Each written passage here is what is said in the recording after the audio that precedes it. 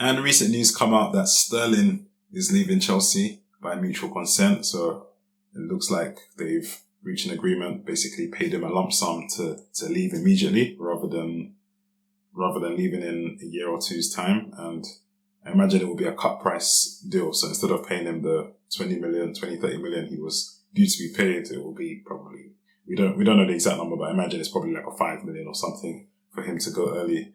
But yeah, I think it's quite, I mean, when Sterling started, he started really young.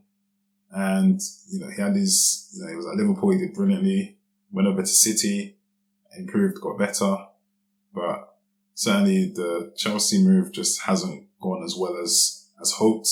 I think the Wolves one in particular, that Wolves one is the one where, like, probably for a lot of Chelsea fans live long in the memory. That was, oh man, he was through on goal. It was like a 3-on-1.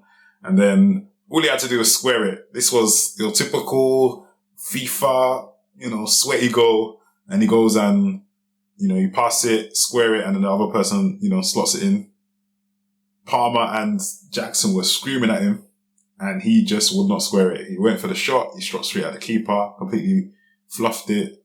And then I remember Chelsea went on to draw that game either they drew or lost. Either they drew 2-2 or they lost 2-1.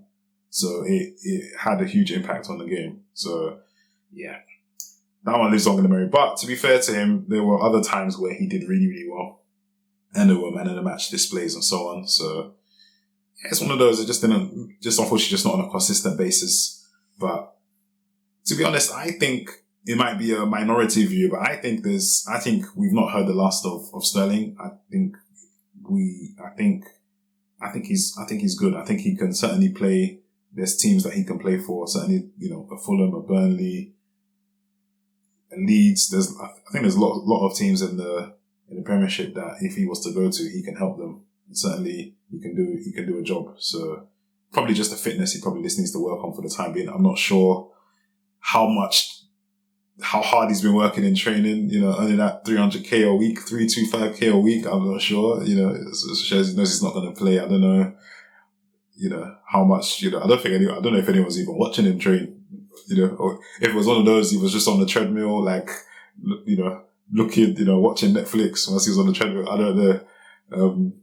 But yeah, he's supposedly been training alone at 8 o'clock, even at a different time at 8 o'clock when everyone's gone at a different part of Cobham. So super isolated. So yeah, I imagine that he'll be, probably the fitness is probably the main thing to get back. But once that's back, I'm sure, I don't think this is the last we're seeing of Sterling. I think Sterling, he can make an impact somewhere. And even if he's open to going abroad, definitely there are clubs in Spain, there's clubs in Italy, France, Germany, that I'm sure will happily take him in an instant. And he can contribute a lot. So yeah, I think there's still a career there with him. I think it's just, a matter of him just raising his head up. I think the Arsenal one didn't go well either. I think he was that loan move. But yeah, I think it's just a matter of him raising his head up. I think he'll be back. It's not the last you've heard of Sterling. He'll be back and we'll see what happens.